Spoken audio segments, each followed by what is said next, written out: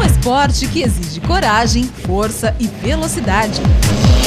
O rally é dominado por homens, mas quando roncam os motores, é ela quem domina a cena, e não só pela beleza. A Helena foi eleita a musa do Rally dos Sertões durante 2 anos seguidos. E nem precisa explicar por quê, basta dar uma olhada. Ela tem 31 anos e o corpão não denuncia que é mãe de 3 filhos. Me conta como você cuida dessa forma física toda. Eu realmente sou muito vaidosa, eu procuro me alimentar muito bem, eu tenho acompanhamento nutricional, tenho acompanhamento também com clínica de estética, faço academia com personal trainer, então isso já tem alguns anos. As pessoas que estão no nosso meio me respeitam e eu nunca senti nenhum tipo de preconceito, não. E preconceito não é nada diante do calor, da poeira e outros obstáculos. Nada disso faz a moça fraquejar no volante. Eu já capotei 2 vezes, até encontrar esse limite, né? Que eu tô rápido, não tô, então até eu me encontrar eu ainda acabei abusando um pouquinho e sofri esses dois acidentes. E como foi esse capotamento? Você capotou e o que aconteceu depois? A única coisa que eu parava era para em pé. Eu pensava isso, parei e falei assim, para em pé para eu continuar, porque na hora que você tá ali, você quer terminar a prova. Na edição dos 20 anos do Rally dos Sertões, Helena, junto com a navegadora Cláudia Grande, superaram diversas dificuldades e completaram a prova, que durou 10 dias. Detalhe, elas eram a única dupla feminina. E depois de tanto entusiasmo, eu não resisti e decidi experimentar.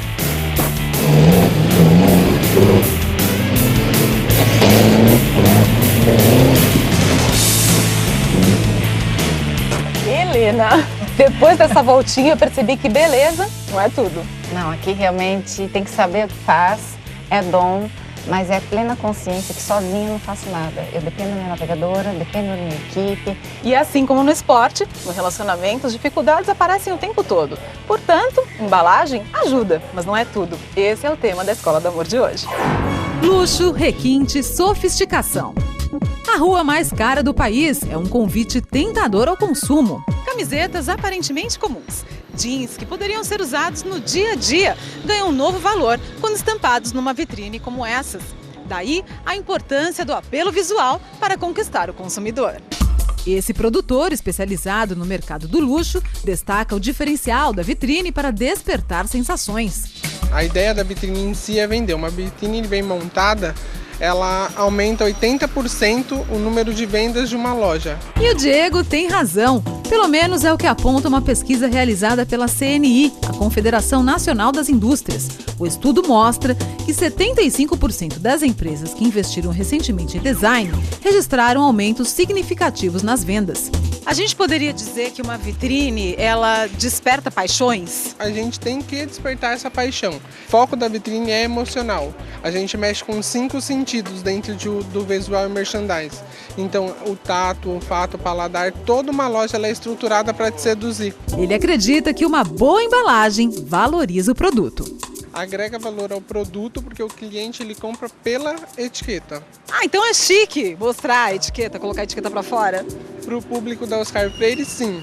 Para o público do Brás, não, porque a maioria das marcas não tem etiqueta. Justamente porque não são etiquetas de grifes famosas. Aí a pessoa consegue meio que esconder, não vai falar de onde é a marca.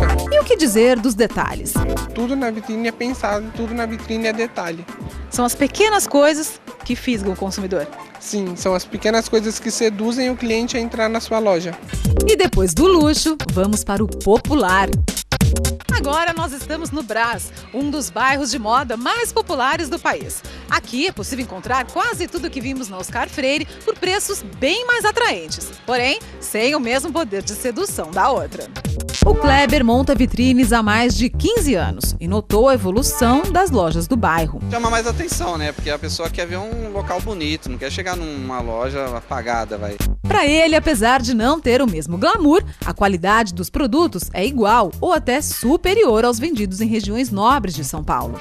A maioria das lojas se iguala ao mesmo material, melhor até. É possível estar bem vestido sem gastar muito.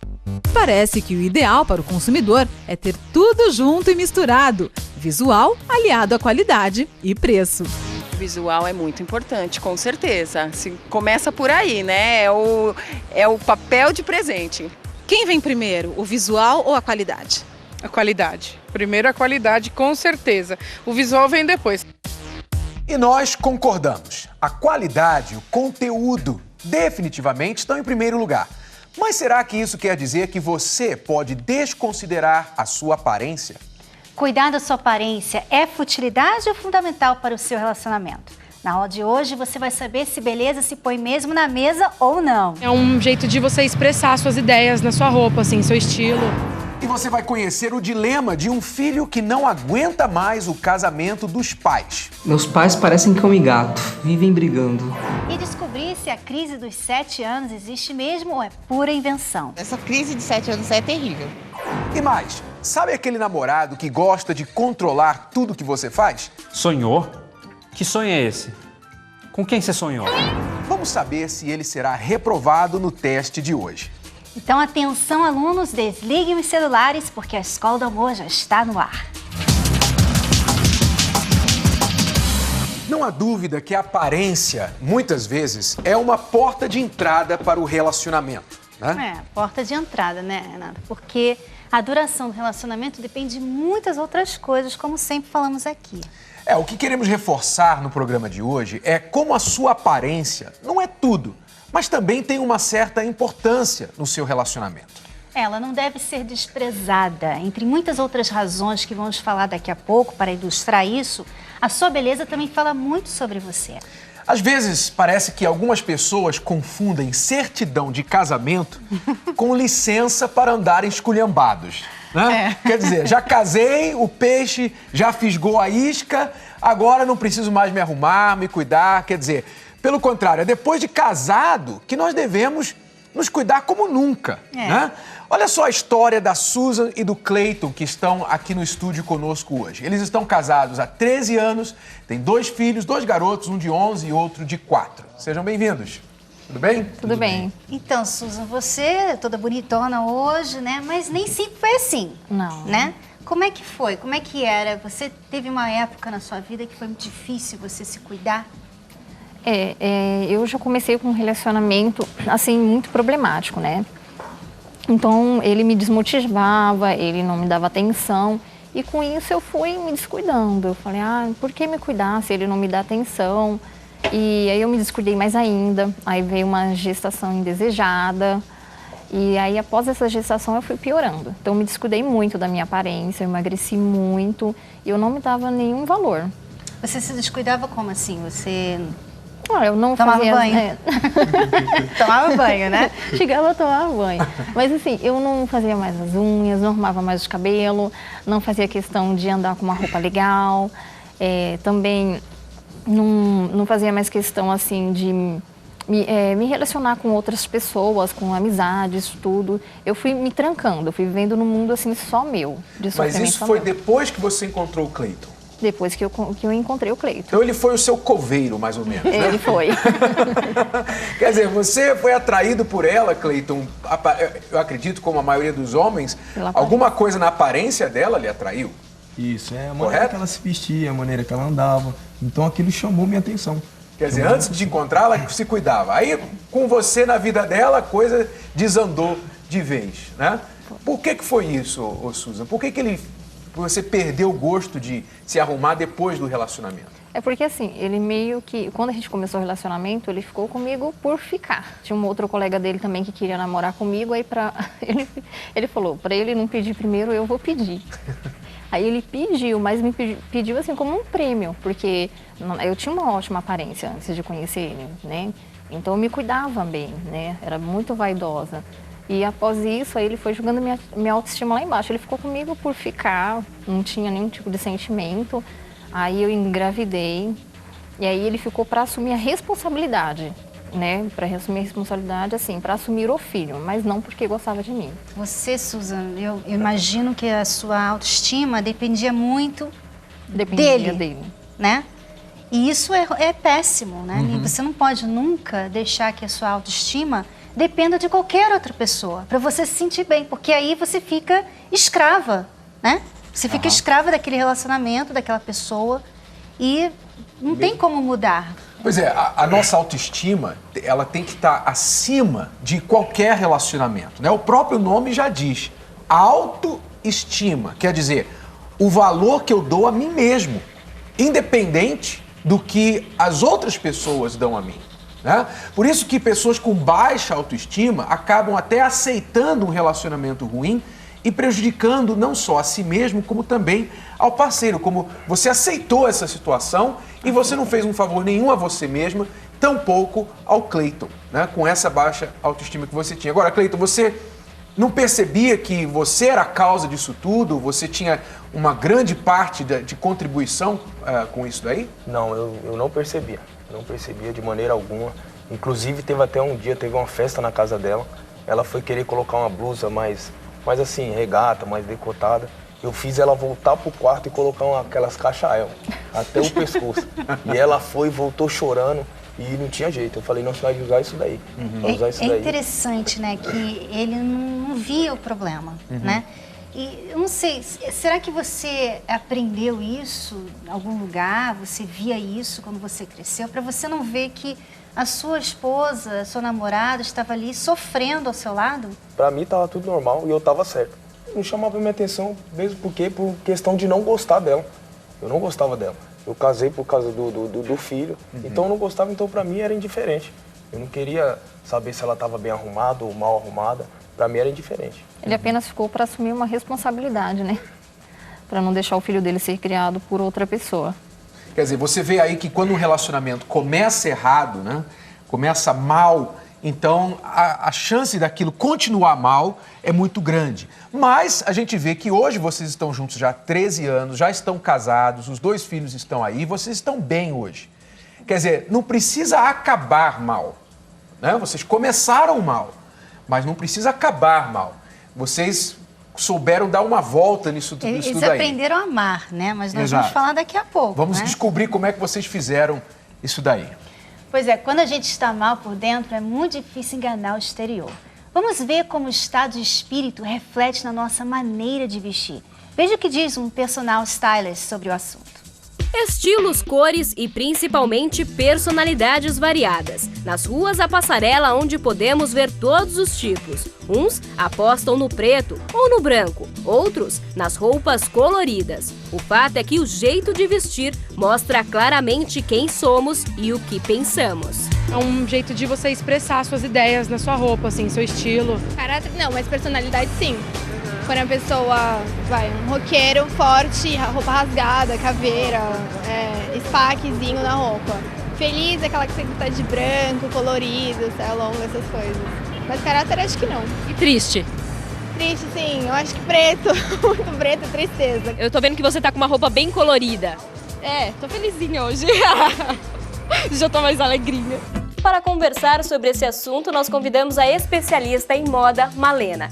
Malena, a roupa, ela pode refletir o exterior da pessoa? Pode. Reflete muito. Principalmente, assim, as mulheres, né? Naqueles dias de TPM, a gente sempre foge de estampa, de cores, né? A gente corre pro pretinho, corre para as cores mais básicas, assim, mais neutras. A especialista preparou algumas peças para serem analisadas. A Adriana é uma mulher de personalidade muito forte, né? Mas aí ela acordou, assim, mal-humorada, né? A Rosane, ela tá com uma roupa mais larguinha. Bem alegre, né? Dá pra ver que ela é uma mulher bem alegre mesmo, despojada, é aquela mulher que não se preocupa, é aquela mulher que lava o cabelo, bate o cabelo e sai, ó. A Janaína, ela tá com tom pastel, tá vendo? É um floral, mas tem um pouquinho de brilho também. E mostra que ele é uma pessoa romântica? Ela é romântica, mas ousada, né? Porém mais ousada, porque ela tá usando um brilho. Malena acredita que é importante que as pessoas pensem nas roupas que vão vestir, porque elas dizem muito sobre quem as veste, mostram a personalidade, o cuidado e também o humor da pessoa. Pois é, aquelas pessoas, quando a gente fala desse assunto da aparência, que pensam assim, mas não deveria ser sobre aparência, sobre roupa, sobre cabelo, deveria ser sobre o conteúdo. O marido deveria me amar, o meu marido deveria gostar de mim pelo que eu sou dentro e não pela aparência por fora. Isso, na verdade, é uma grande hipocrisia. Desculpa aqui. Por quê? Olha só, vamos dar um exemplo aqui. quem não se importa com a aparência? Se eu fosse dar um presente pra você, Cristiane, qual dos dois você escolheria? Claro que esse aqui, né? Sem mesmo saber o que está dentro. Né? Esse aqui tá mais bonitinho. Parece que você realmente tirou tempo para preparar esse presente aqui para mim. Isso aqui parece que você pegou ali na lata do lixo. A embalagem é tipo assim um mensageiro, né? Ela dá uma mensagem do que está dentro, o que ela está trazendo ali dentro. Então vamos ver. Abre aqui esse presente e abre aqui, vamos abrir esse envelope aqui. Vamos ver o que tem dentro. Olha só. Então, aí dentro dessa caixinha, mostra aí. Tem uma caixinha de biju. Então, tem um anel. Quer dizer, vem numa caixinha, uma outra caixinha especial e um anel dentro. Quer dizer, o anel já recebe um outro valor por causa da embalagem. Pode até ser, dentro do envelope, que haja um anel até mais precioso, mas a embalagem vai trair. Vai acabar com o valor, né? vai desassociar o valor do que está no anel. Então, assim também é no relacionamento, na pessoa. Quando ela está por dentro, ela se sente bem, então ela quer transparecer aquilo por fora. Foi o que a personal stylist falou ali agora, né? Você vê que quando você está doente, né? Você não tem vontade de se arrumar. Você quer botar um moletom e ficar bem à vontade, né? Quer dizer, para você ver que tem muito a ver, embora não seja o mais importante. Voltemos a falar isso de novo, para as pessoas não ficarem, né, mandando depois um e-mail falando que a gente só fala de aparência. Não é isso. É importante o conteúdo, mais importante do que a aparência, mas não quer dizer que a sua aparência não seja importante. Não, Por exemplo, se eu tivesse aqui de chinelo e pijama, com certeza você não ia parar aí para assistir, curioso, né? Talvez é assistir para criticar, né? Pois é claro que a gente não está dizendo que dentro da caixinha pode ter uma pedra que vai valer, não é uma pedra de granito que vai ser a mesma coisa. Não, é claro, nós estamos falando que a embalagem ela tem que fazer jus ao que está dentro, tem que haver uma coordenação, um alinhamento do que está dentro. Fica incongruente uma coisa de grande valor ter uma embalagem de pouco valor que mostra que aquilo ali não vale nada. E fala também que você sente por você mesma. Se eu não me amo, como é que eu vou também querer que o meu marido me ame? Ou as pessoas ao meu redor me amem? Fica muito difícil. Qual a mensagem que você está mandando para fora através da sua aparência? É isso que você tem que pensar a respeito, tá bom? E se você está pensando assim, mas então só rico é que pode transparecer o que tem dentro de bom, através do investimento, do banho de loja. Daqui a pouco a gente vai falar com você que pensa assim. Mas, por enquanto, vamos continuar aqui com você, Cleito e Susan, vocês. Como que as coisas começaram a mudar para você, Susan? Vamos lá, o que aconteceu? Eu comecei um novo ramo, trabalhar com uma amiga, né? Eu via, né, ela super bem, né? A autoestima dela sempre lá em cima, muito vaidosa. E nisso ela já era casada, tinha, né, já tem uma filha. E eu vi ela super bem, super bem. E ele também começou a notar, porque ele ia comigo, né, buscar os trabalhos. Então, assim, ele parou para pensar, não foi nem eu, assim, eu observava, mas não tomei nenhuma atitude, assim, ele já tomou atitude. Ele começou a observar e perguntou para o amigo dele, nossa, o que acontece? Vocês vivem super bem, não brigam, né? A sua esposa tem uma autoestima legal, sempre lá em cima. Eu vejo você dando muito valor para ela, mas comigo não é desse jeito.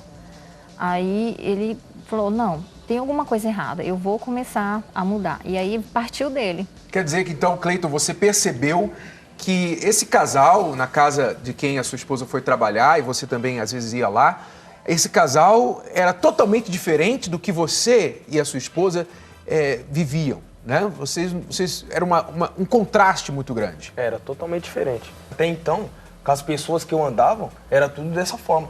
Os casamentos de todos era assim, entendeu? Sair 5, 6 horas da manhã, voltar para casa, traição com a esposa. Então era todos assim, eu não tinha uma referência. Quer dizer, é como a gente falou aqui no outro dia, a respeito das amizades, né? Que é essencial, você que é casado, procurar conviver com pessoas que valorizem a relação, o casamento. Assim nós temos um espelho positivo para nos mirar, né? E você vê que, Cleito, quando você foi e mudou por dentro, né? você foi influenciado por esse casal. Esse casal influenciou você para pensar de uma maneira melhor. E as suas atitudes por fora também mudaram, subsequente a isso. E isso contagiou a Susan também por dentro, eu imagino. Quando você viu que ele tentou melhorar, você também deve ter se sentido melhor, né? Como é que você começou a perceber que você tinha que se cuidar melhor e tal? Não, eu vi que ele começou a reparar. Ele mesmo falava, vai arrumar o cabelo. Eu falava, ele mandou, então eu vou. Aí eu ia arrumar o cabelo. Às vezes ele falava, eu trabalhava muito, ele falava, para um pouquinho, vai cuidar de você. E aí quando eu chegava, ele, nossa, ficou legal, ficou bonito. Aí ele começou a elogiar. Eu falei, então agora vai melhorar. Então eu fui indo, fui melhorando minha autoestima, fui me cuidando. E hoje, graças a Deus, assim, tá ótima. Eu comecei a prestar atenção, elogiar. Fala pra ela, pô, ficou bacana, o cabelo ficou legal, a roupa tá legal. Comecei a dar uns toques da roupa também. Aí ela começou a me usar também pra isso. Falou, essa roupa tá legal, tá legal, tá bacana, tá bonita e tal. E por que você começou a fazer isso? Então, tudo foi porque mudou o lado de dentro, né?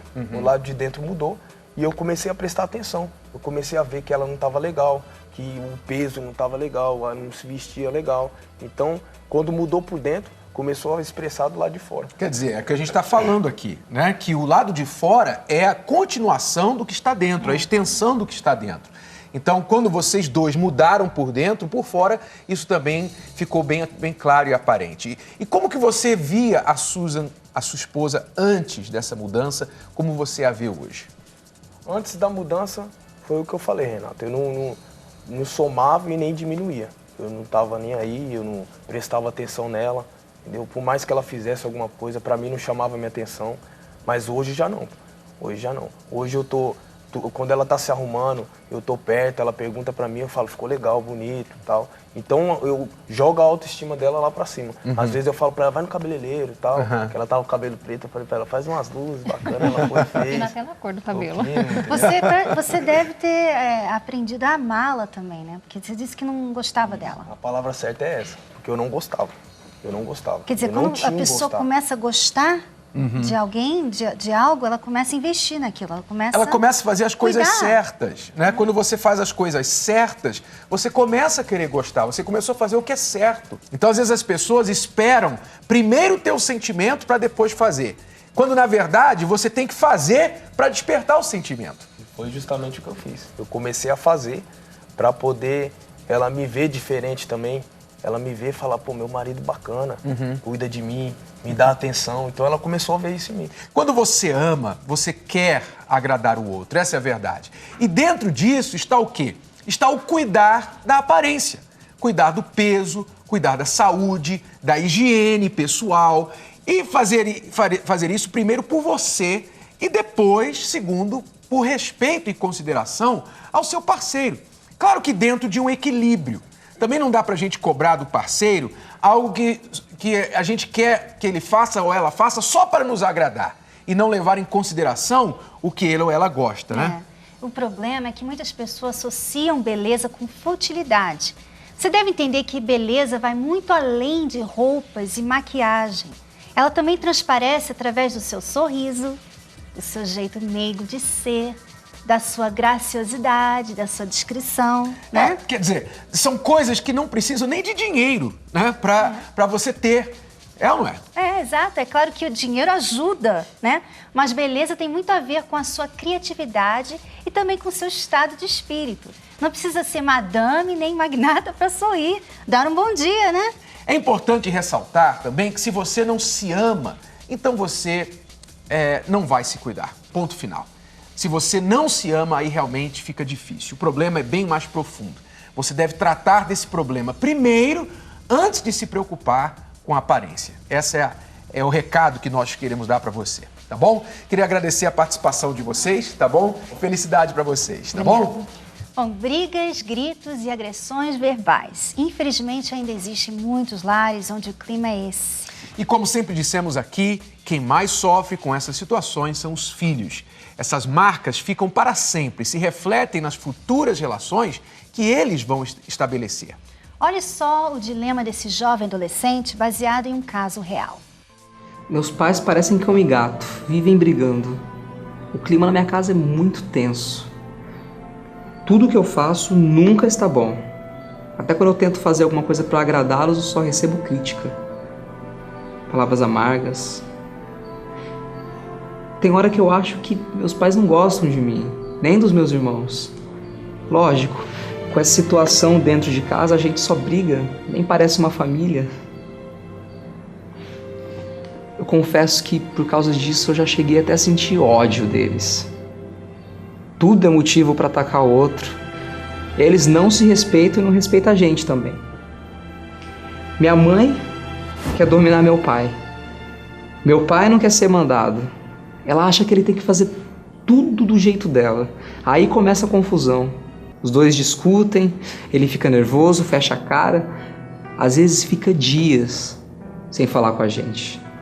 Aí acaba sobrando pra mim e pros meus irmãos. O Júlio tem 7 anos, a Thaís 12.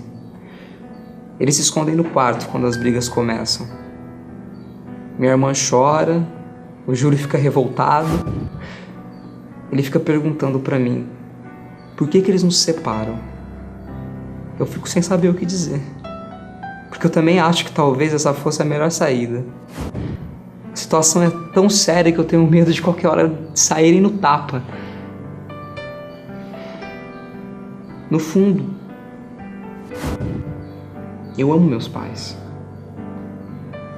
Tudo que eu queria era ter uma família normal, tranquila.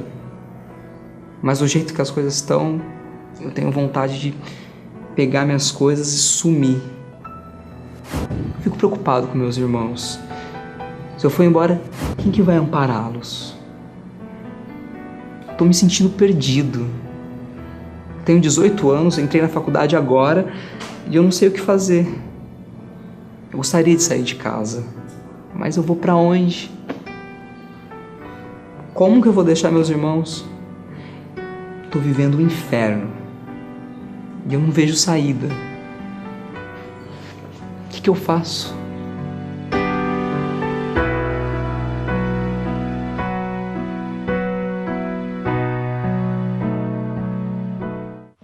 Uma situação que eu me identifico muito, porque eu passei por isso. Meus pais se separaram, acabaram se divorciando na minha adolescência. E eu posso dizer que isso realmente é uma das coisas mais difíceis para os filhos que passam pela separação dos pais. E são as grandes vítimas e os mais esquecidos, na verdade. Porque eu acho um grande egoísmo os pais, muitas vezes, sofrerem, fazerem os filhos sofrer até mais do que eles mesmos e não pensarem no dano que estão causando nos filhos. A verdade, Renato, é que os filhos precisam saber como lidar com isso, né? Porque você está ali numa situação que não tem muito o que você fazer a respeito, né? Seu pai e sua mãe estão brigados, estão brigando, gritando um com o outro. O que você vai fazer a respeito?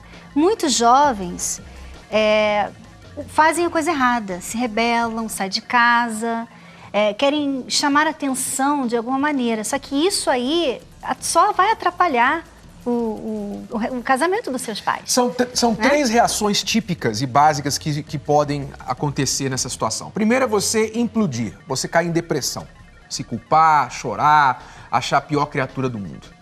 Ao outro extremo é você explodir, sair de casa, se rebelar, quer dizer, agora eu vou tratar todo mundo mal também, quer dizer, você se rebelar, você explodir essa raiva em cima das outras pessoas e em cima de você mesmo. Agora, existe também a terceira e a correta, que é você aproveitar essa situação, que é ruim, não tenha dúvida, mas você pegar esse limão e fazer uma limonada disso daí. Foi o que eu fiz. Na minha adolescência, primeiro eu implodi, eu fiquei muito deprimido, passava as noites chorando, deprimido, querendo morrer. Mas depois eu usei a minha fé, eu me apeguei com Deus, eu aproveitei aquele momento para me fortalecer e aprender com os erros dos meus pais. Eu acho que é isso que uma pessoa, um jovem nessa situação tem que fazer, aprender com os erros. O que eu não vou fazer, o que eu não vou deixar, não vou permitir me destruir. Quer dizer, aquilo que não me mata me torna mais forte. Agora uma perguntinha para você que está aí nos seus primeiros anos de casado. Você acredita na crise dos 7 anos?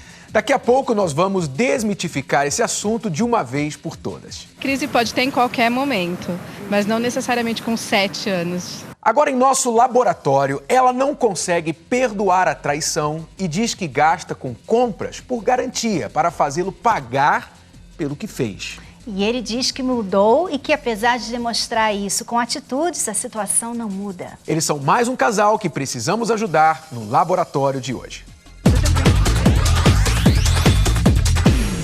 Adalto, de 38 anos, e Nívia, de 29, estão juntos há 11 anos. Ele reclama que ela faz gastos incontroláveis, enquanto ela se sente insegura por uma traição que sofreu no passado. O que mais me incomoda em você é a mania que você tem de comprar sem necessidade, a desconfiança que você tem de mim.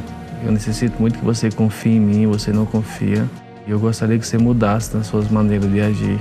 A gente já teve um passado com turbulência, com traições, grandes mágoas. Eu sei que algumas vezes eu dei motivo. Estou tentando te mostrar a cada dia que eu não sou mais aquela pessoa. Eu espero que daqui para frente a gente confie 100% no outro, porque um relacionamento sem confiança... Assim, as mágoas do passado e tudo mais ainda permanecem em mim. Dentro do seu trabalho, eu desconfio às vezes sobre alguém que trabalha com você, aí me irrita ainda há essa desconfiança. Você não se conforma em comprar um sapato, você não se conforma em comprar 2 pares de sapatos, você quer vários sapatos, várias roupas, e às vezes a gente se endivida, ou deixa de comprar até coisa pra gente, ou mesmo pra nossa casa, ou mesmo já deixei de até comprar um transporte, por você ter comprado muitas roupas. A gente se endividou, a gente passou agora mais ou menos 6 meses pagando dívida de loja, dívida de cartão. Você não tá trabalhando, e às vezes eu não tenho condições só de pagar, e você, às vezes, eu vou falar, você se irrita comigo. É um impulso, como você falou. Eu vejo uma coisa, muda a cor, muda o modelo, vou lá e compro. Eu reconheço que é um defeito meu. Tenho certeza que é um defeito meu, por conta que, às vezes, eu penso, como você errou, uma garantia que eu tenho. Eu vou comprar e ele vai ter que pagar porque eu perdoei ele no passado. Às vezes, acontece isso. Tipo uma vingança. Então, a raiz do problema da Nívia e do Adalto aqui é bem clara, né? Desde que houve essa traição no relacionamento, que a Nívia, apesar de ter decidido continuar no relacionamento, não perdoou totalmente. E ela retém isso, segura isso contra ele e agora está agindo de forma vingativa, usando o dinheiro dele para, tipo, dar o troco. Com certeza essa mágoa não está lhe fazendo bem também, né, Nívia? Porque você pensa que você está punindo ele, né? De uma forma, você está punindo ele, sim. Agora, e você? Como é que você se sente sendo essa pessoa descontrolada, né? Essa pessoa que não consegue ter dinheiro no banco porque tem um monte de dívidas. E também o relacionamento de vocês, porque realmente, como ele falou, o Adalto falou, um relacionamento sem confiança fica muito difícil de trabalhar. Né? Está bem claro que ele errou.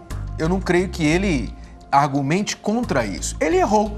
Mas, por outro lado, Nívia, você decidiu dar uma chance para ele. Você está junto com ele ainda.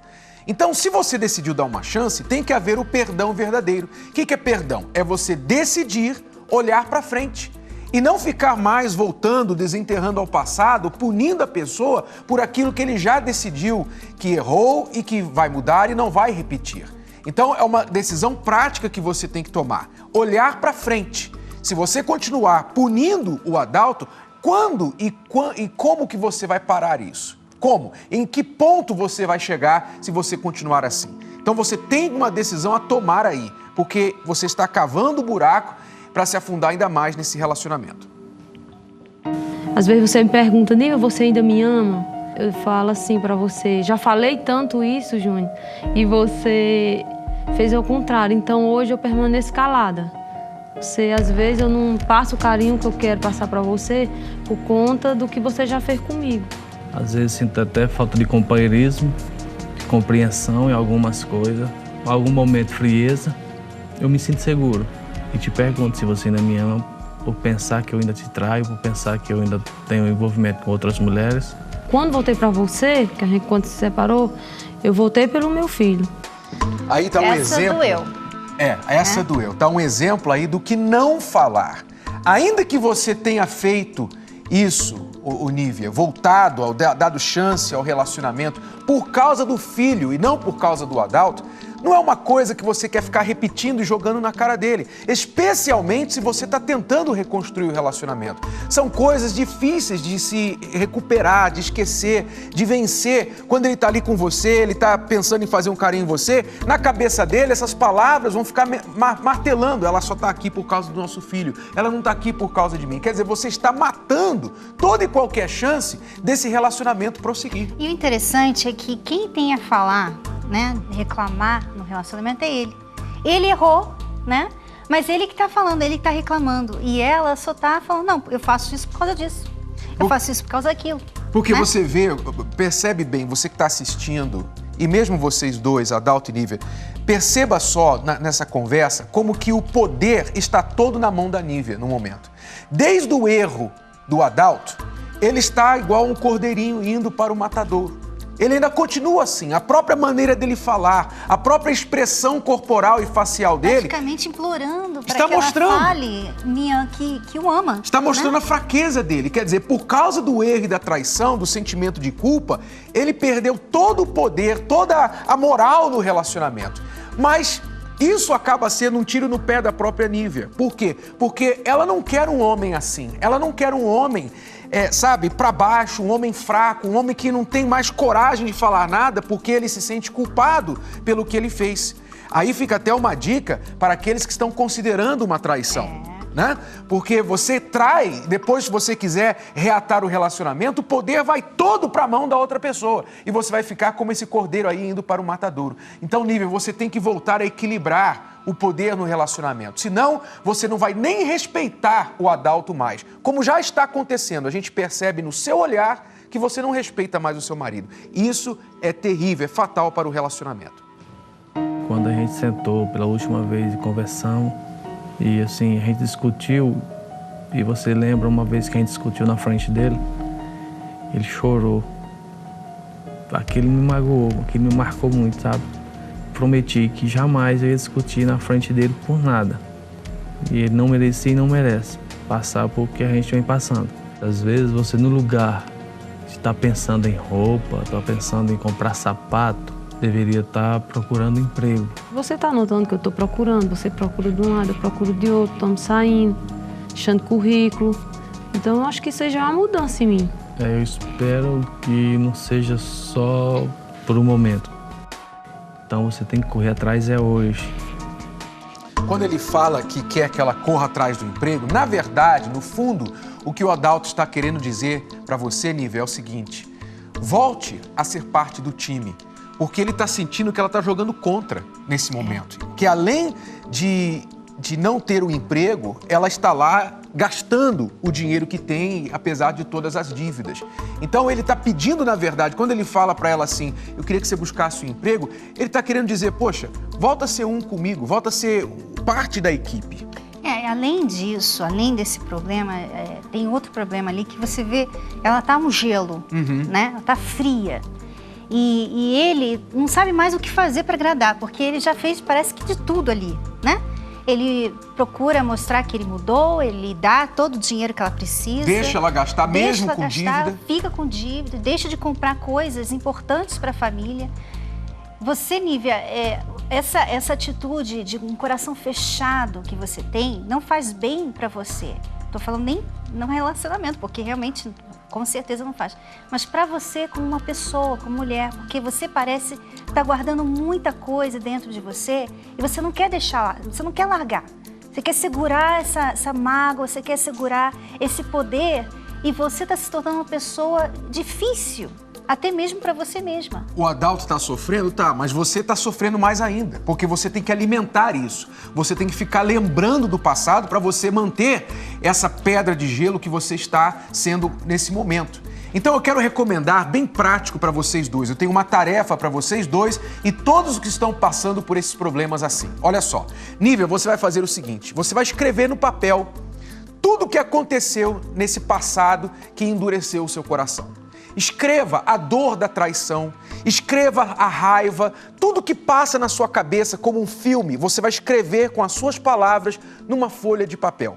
Depois você vai pegar uma caixinha de madeira, vai colocar esse papel dentro dessa caixa de madeira e você e o Adalto vão lá para o quintal da casa de vocês, ou se não tem um quintal, vai num parque, algum lugar, você vai abrir um buraco na terra, você vai enterrar essa caixinha com esse papel dentro, vão cobrir de terra e vão prometer um para o outro que vocês não vão mais desenterrar esse passado.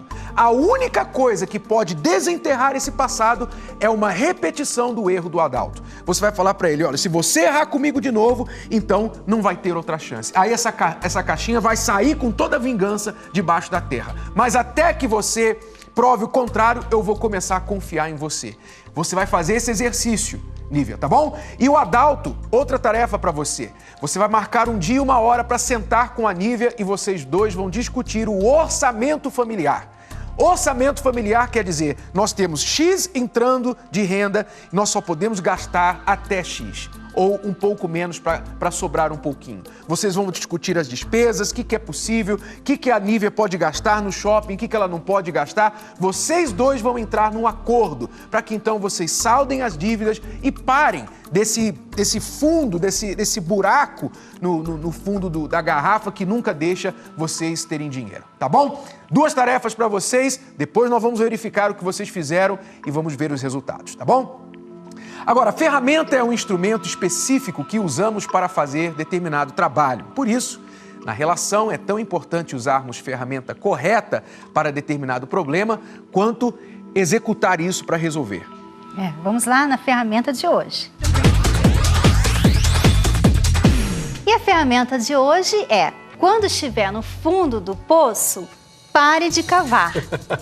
Uma dica bem óbvia, né? Se você já está no fundo do poço, então, por favor, não use a pá. O negócio aqui não é muito óbvio para muitas pessoas, né? No caso da Lívia agora, que nós vimos, ela ainda está tentando cavar esse poço aí. Pois é, porque ela não conseguiu ainda totalmente perdoar e está tentando se vingar ainda do marido, ela está somente piorando a situação. Quer dizer, ela está no fundo do poço, numa situação ruim, e ela está só fazendo o que vai piorar a situação. Isso é muito comum nos relacionamentos. Você está no meio de uma briga, você já está com uma briga, você já está brigado. Aí o que você faz? Você decide levantar, bater a porta, ir lá encher a cara e voltar bêbado. Quer dizer, você usou a pá para aprofundar-se na situação ruim. Ou então você está com dívida, vai lá e compra no cartão de crédito. Quer dizer, você piora a situação. Então, todas as vezes que você está numa situação ruim, o grande vilão de aprofundar-se ainda mais no poço chama-se o emocional da pessoa. Você vê que a Nívia está em um estado emocional muito difícil e ela fica só piorando a situação. E o que acontece? Você não resolve nada. Você, ao invés de estar olhando como que você vai sair daquele poço ali, você está só cavando mais. Quer dizer, a emoção faz isso. A emoção faz você fazer o que você tem vontade de fazer naquela hora. E não o que é certo. Se você está com vontade de gritar, você grita. Se você tem vontade de sair de casa, você sai. Se você está no fundo do poço, o que você tem que fazer?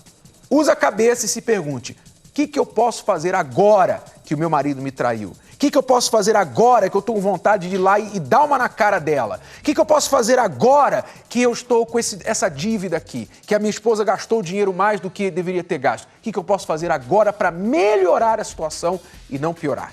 Essa é a ferramenta que você pode usar para sair de uma situação ruim no seu relacionamento, tá bom? Agora, ele diz que a ama e por isso quer cuidar dela. Cuidar, prender, controlar. Existem alguns verbos que garantem a reprovação no teste. Quem ama, cuida. Falar nisso, a moça do tempo falou que vai chover. Você já pegou seu casaco? Tem um ditado que diz que o cavalo só passa encilhado uma vez. O que quer dizer que se você deixar passar uma oportunidade, ela pode não voltar. Por isso, você tem que participar do concurso de música tema do programa Escola do Amor. Imagine, crie, cante. Quem canta, seus males espanta. Participe do concurso Música Tema Escola do Amor. O vencedor vai ganhar um clipe em HD com sua música, feito pela produção do programa. Capricha, porque é a tua chance de ir pro mundo. Confira o regulamento completo no site r7.com/Escola do Amor. Inscrições até o dia 24 de novembro. Não perca esta oportunidade. Participe do concurso Música Tema Escola do Amor. Leia o regulamento com atenção e ponha sua criatividade para funcionar. Se sua música for escolhida, sua vida nunca mais será a mesma e nem o nosso programa. Portanto, não se esqueçam, a hora é agora. Assistam o programa, sintonizem na energia e mãos à obra. Agora, falando com os pombinhos cujo casamento está entrando no 7º ano e os sintomas da crise já começaram. Fiquem atentos porque daqui a pouco vocês vão entender por que isso está acontecendo. Todo mundo falava sobre essa crise dos 7 anos. E eu falava, mentira. Não é mentira. Ele quer dizer o que ela deve comer, o que deve vestir e até onde ela deve ou não ir. Você conhece um namorado assim? Olha, isso não tem como dar certo não, viu? É reprovação na certa. Vamos ver?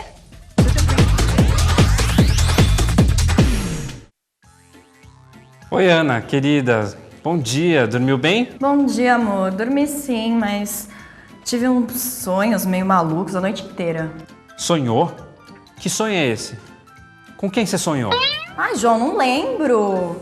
Deixa eu tomar meu café em paz, por favor, depois eu te ligo. Você tá comendo pão integral, né? Você sabe que pão branco não é saudável.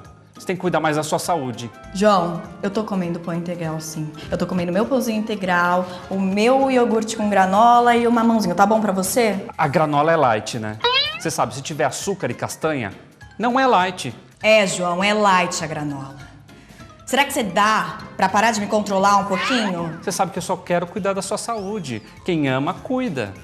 Falar nisso, a moça do tempo falou que vai chover. Você já pegou seu casaco?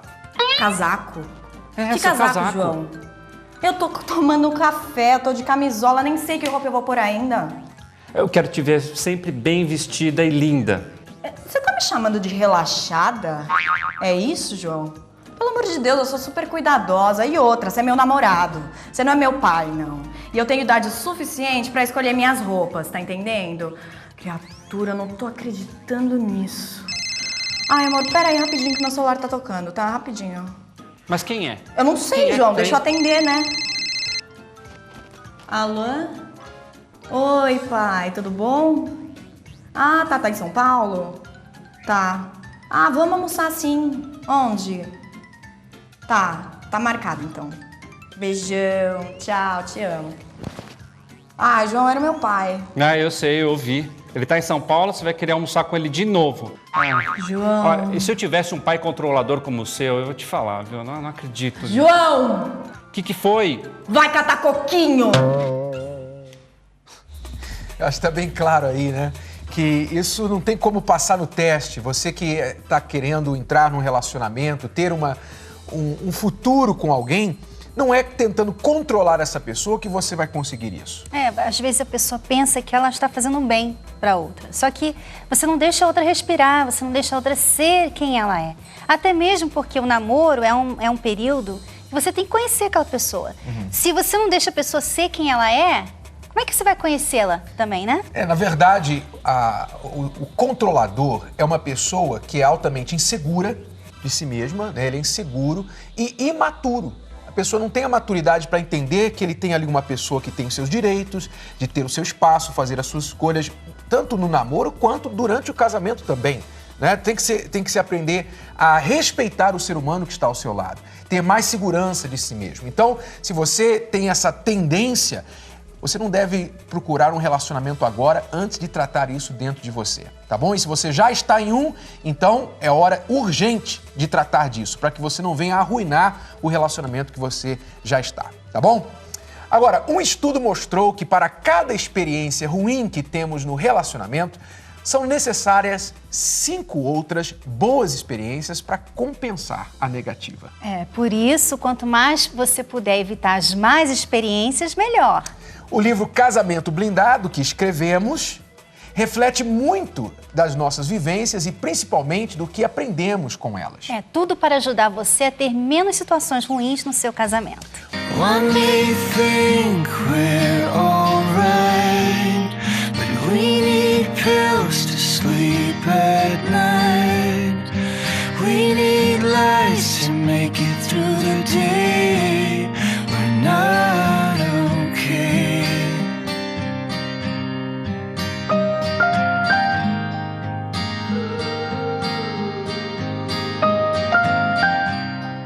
Por isso, adquira seu exemplar agora e passe a praticar o amor inteligente. Você pode encontrar o nosso livro Casamento Blindado nas melhores livrarias do país ou online pelo site casamentoblindado.com. Quando duas pessoas se casam, passada a lua de mel e até mesmo durante a própria, começam a aparecer algumas diferenças. O choque de personalidades, o tipo de criação, os exemplos familiares, tudo parece complicar a situação. Só mesmo com o passar dos anos e depois de enfrentar muitos problemas é que o casal começa a se conhecer de verdade. E mesmo assim, muita gente, apesar de saber de todos esses fatores, ainda acredita que o tempo é um marco definitivo nos relacionamentos. Nossa produção foi às ruas para saber a opinião das pessoas sobre essa tal crise dos 7 anos. Você já ouviu falar na crise dos 7 anos? Algumas lendas dizem que ela é considerada a pior. Mas afinal, será que essa tal crise dos 7 anos realmente existe? É isso que viemos saber nas ruas de São Paulo. Todo mundo falava sobre essa crise dos 7 anos. E eu falava, mentira. Não é mentira. É verdade. Ela existe. Crise pode ter em qualquer momento, mas não necessariamente com 7 anos. Uma pesquisa realizada pela ONU revelou que o número de separações vai aumentando a partir do 3º ano de relacionamento e atinge o seu nível máximo no 7º período. Osvaldo, casado pela 2ª vez, não acredita que os anos possam influenciar no relacionamento. Você casa esperando que aos 7 anos vai ter uma crise, você se dirige para ela. Elaine faz parte desta estatística. Ela foi casada durante 6 anos e 7 meses. E quando chegou próximo do 7º ano... Tudo era errado, tudo. O horário era muito cedo, era muito cedo, era muito tarde, era muito tarde. Se via era porque se via, se não via era porque não via. É horrível. Essa crise de 7 anos é terrível. Realmente as crises são sempre terríveis. Mas como disse o senhor Osvaldo, né? Quando acreditamos que algo vai acontecer, fazemos com que esse algo aconteça. O casamento está tão desacreditado que o Partido da Revolução Democrática, lá no México, olha só, fez um projeto propondo o casamento com prazo de validade. Isso porque na pesquisa local foi constatado que 50% dos casamentos terminam antes de completar 2 anos. O que só reforça o que sempre dissemos aqui. Se conheçam bastante antes de se casarem. As dificuldades naturais de adaptação são que, na verdade, geram as separações e não 3, 4, 7 anos de vida em comum. O despreparo e a imaturidade de ambas as partes também são fortes agravantes. Mas então, o que fazer para minimizar o risco das crises, das separações? Olha, não existe uma fórmula mágica, existe empenho e trabalho. Vamos dar a vocês algumas dicas agora. A primeira é, resolva a raiz do problema. Tem sempre uma razão para aquele problema. Procure entender o porquê dele. Por exemplo, ela reclama de tudo que você faz, mas será que isso não vem de uma falta de atenção da sua parte? Ela pode estar mesmo querendo chamar a sua atenção. Você também tem que usar a cabeça e não a emoção para resolver as questões. Sempre falamos isso aqui. Através da sua emoção, você fala e faz o que não deve. Através da sua razão, você diz e faz o certo.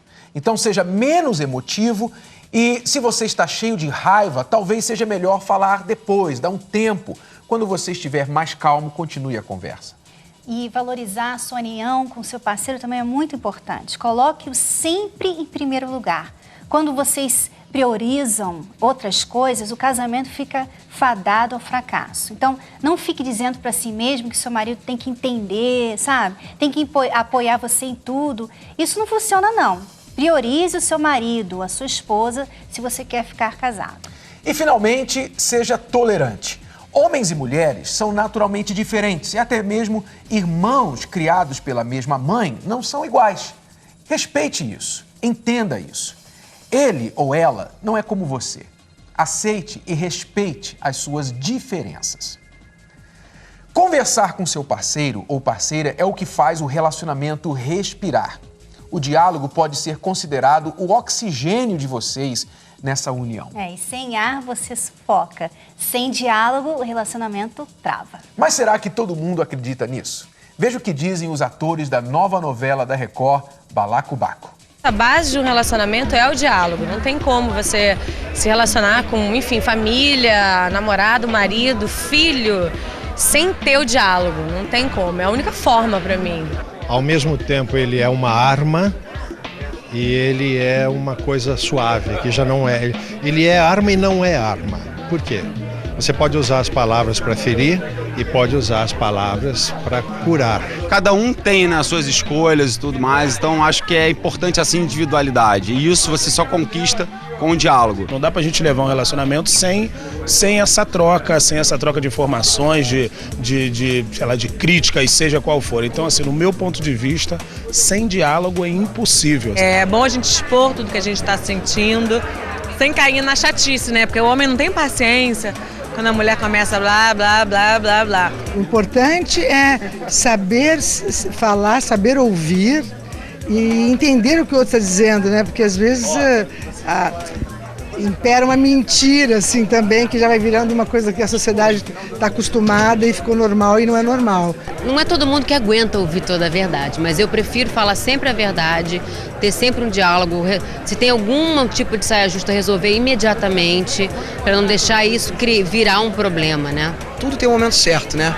Eu já aprendi, pelo menos com a minha, eu sei como é que é a hora de pedir alguma coisa, a hora de cobrar, tem sempre a hora certa de você entrar no assunto. Por isso, você não pode perder a segunda caminhada do amor. Caminhada do Amor é uma caminhada especial, onde o propósito é fazer você conversar, os dois, o casal, conversarem confortável, sem interrupções, sem mal-estar, num dia de reflexão para vocês. Nós mesmos vamos estar no dia 3 de novembro no Parque do Ibirapuera, ajudando você a dar esse passo importante, caminhar na direção do diálogo e da compreensão. Aliás, Cris, já está chegando, né? A segunda caminhada do amor, a The Love Walk, será daqui a 15 dias.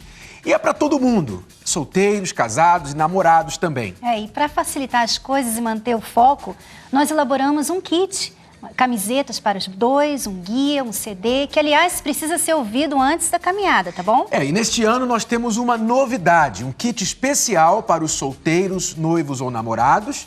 Você pode adquirir o kit pela internet, pelo site arcacenter.com.br ou pelo Televendas em horário comercial, Rio de Janeiro 21 24 61 0060. E também tem o kit para os casados. Né? E se você não puder estar com a gente no Ibirapuera, pode ir a qualquer parque perto da sua casa. Isso vale até para quem mora fora do Brasil. O importante é reservar esse dia para uma boa conversa com o seu parceiro. É daqui a 15 dias. Anote aí na sua agenda e reserve o sábado, dia 3, para a Caminhada do Amor. Mas adquira o seu kit para você ouvir as dicas e estar preparado para a caminhada. Inclusive, vocês devem tirar fotos dessa caminhada de vocês e compartilhar com os demais alunos da Escola do Amor lá na nossa página do Face, facebook.com/Escola do Amor. Quem sabe vocês não aparecem no programa do sábado seguinte, hein? E agora, aquela atenção especial para relembrar o que aprendemos hoje. A aparência não é tudo, mas não deixa de ser importante para o seu relacionamento. Se cuide tanto para o seu parceiro quanto para você, que afinal merece mostrar essa pessoa linda que está aí dentro. Se você é filho e sofre ao ver seus pais num relacionamento conturbado, não há muito que você possa fazer por eles a não ser orar, usar a sua fé e não se rebelar nem procurar puni-los por isso. Use a sua fé tanto para auxiliar seus pais como também para o seu próprio refúgio. Quando você chegar no fundo do poço, pare de cavar. Para onde você tem levado esse relacionamento? Será que não é tempo de parar e refletir como começar a fazer diferente? Não procure controlar o seu namorado ou namorada, pois por mais que você queira o seu bem, você não tem esse direito. O que você pode fazer é rever se as atitudes dele ou dela não estão lhe mostrando sinais de que talvez esse relacionamento não tenha futuro. A crise dos 7 anos só existirá para você se você acreditar nela. Procure investir no seu relacionamento, seja que fase vocês estiverem. Você pode assistir todas essas dicas e mais no nosso site r7.com/Escola do Amor. E no programa da próxima semana, como lidar com a mágoa no relacionamento. A mágoa, quanto mais tempos você dá para ela, mais ela vai crescer. E mais, vamos falar da TPM. Tendência a pontapés e murros, é isso? Bom, ou tente no próximo mês. Até que poderia ser, né? Até que poderia ser. Mas, na verdade, vamos falar da tensão pré-menstrual. E como essa síndrome já cauteou vários casamentos. Ficou meio carente, sabe? Ficou apegada, chata. E muito mais na Escola do Amor do sábado que vem. Você não pode perder. Até lá. Tchau, tchau.